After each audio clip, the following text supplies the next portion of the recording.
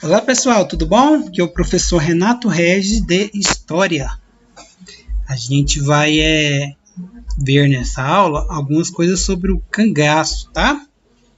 Nas 2 aulas passadas, ou três, a gente falou sobre a Chiquinha Gonzaga, importantíssima compositora da música brasileira.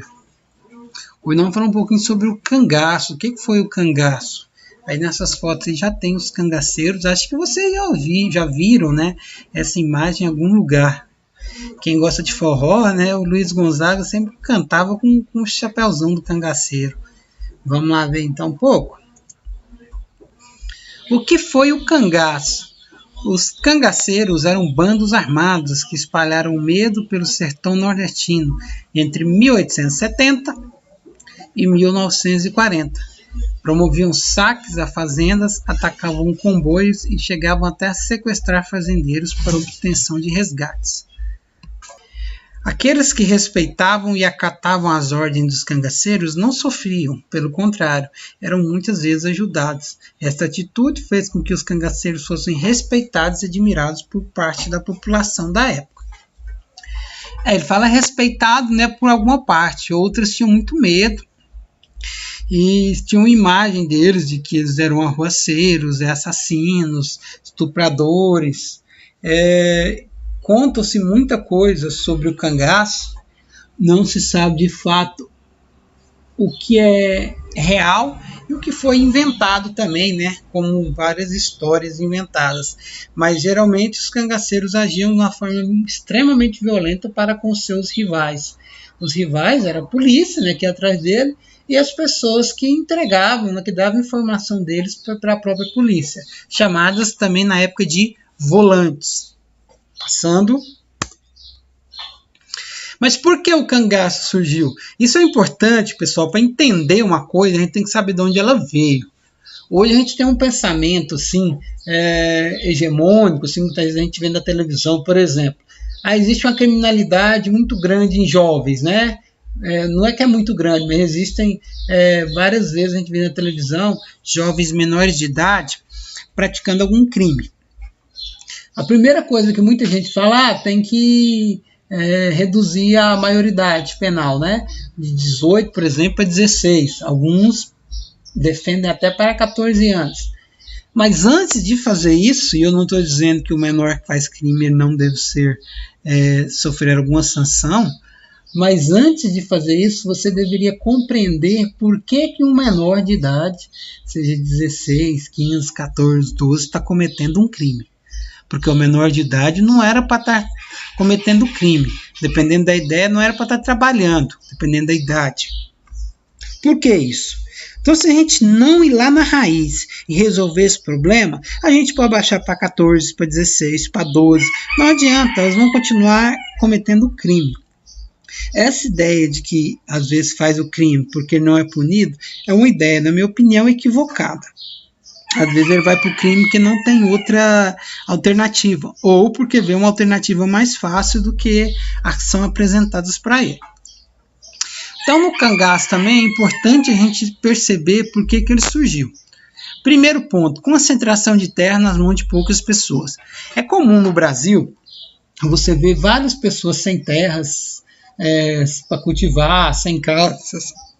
Mas, em compensação, a gente tem uma pequena parte da população que detém muitas propriedades. Quando você fala de terra, de fazendas, isso é muito comum no Brasil. Essas terras, muitas vezes improdutivas, ou seja, não produzem nada, nem nenhum tipo de alimento, nenhuma cultura, elas são chamadas de latifúndios, tá?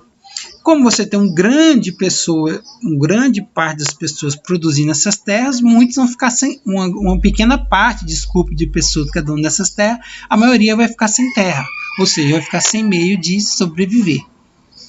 O segundo aspecto, seca e miséria no sertão. O sertão nordestino há muito tempo, né, ele é seco, então não tem água, não tem como você fazer atividades econômicas como a agricultura. Então isso era uma miséria muito grande. Então olha só, essa concentração de terra e essa seca já vai gerando, então, uma grande miséria. Nesse sentido, gera indivíduos pobres, miseráveis, que são ali procurando emprego, trabalho, né, enfrentando condições muito difíceis de vida. Terceiro, abandono por parte do governo. Então, o governo também vai abandonar, não tem política pública para fazer uma reforma agrária, ou seja, dividir essas terras com mais pessoas para que todas as famílias tenham meios de vida. Isso se chama reforma agrária, você pegar uma grande quantidade de terra que é improdutiva ou que é de grilagem e você pegar essas terras e dividir para as pessoas que estão necessitando. E o governo também ajudar essas pessoas que estão na miséria. Muita gente fala, mas por que ele tem de ajudar? Porque o governo existe para isso, pessoal. O governo só existe para fazer asfalto, para fazer escolas, para fazer hospitais, para contratar médicos, para asfaltar estradas, para oferecer cultura, para oferecer arte para a gente. Isso é função dele, não é a favor, que fique claro. Quando aparece um pai ou uma mãe com 2, 3 filhos, fala, não tem CIMEI aqui, não tem creche, não tem vaga no CIMEI. Aí alguém diz, mas você vai ter 3 filhos, pode ter até 10. Porque quando a pessoa tem filho, ela paga imposto quando ela compra fralda, ela paga imposto caro quando ela compra leite, ela paga imposto quando ela compra roupa, ela paga imposto para tudo. E esse imposto é que deve voltar para a gente em forma de benefício. Então não é favor, é dever. Porque se o governo não for fazer o dever dele, não precisamos de governo, correto? Então é uma crítica que eu faço. Quarto ponto, opressão das forças policiais e dos coronéis. Os coronéis eram chamados grandes donos de terra. Os grandes fazendeiros eram chamados de coronéis. E na maioria das vezes, nesses sertão e do Nordeste, cidades ou regiões rurais bem isoladas, não existia lei. Na verdade, existia a lei do mais forte. A lei do mais forte é de quem tem arma, né, pessoal? Polícia e os coronéis. E a polícia brasileira é corrupta desde o seu nascimento, infelizmente. Até hoje é.